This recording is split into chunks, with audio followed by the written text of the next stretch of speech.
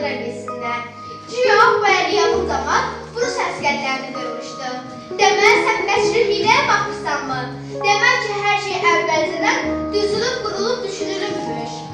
Zamanlar ağıydılar, tanklar atda qoydular, qanın içib doydular. Ağla, gələn pil, ağla, uzaq mənzil acı yol, yoldu yol, əlacı yol, şəhidlərə bacı ol. Ağla, gələn pil, ağla. Əgər şəhid varsa, demək vətən var. Şəhidlər dünyada ən böyük haqdır. Ölümdən qorxmayın, siz ey oğullar.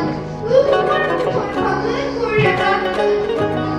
Bu cansız qanlara, edilmiş canlara, bu cansız qanlara. Allah gələndir, Allah. Təklə bir şeylərə yox, bu adısız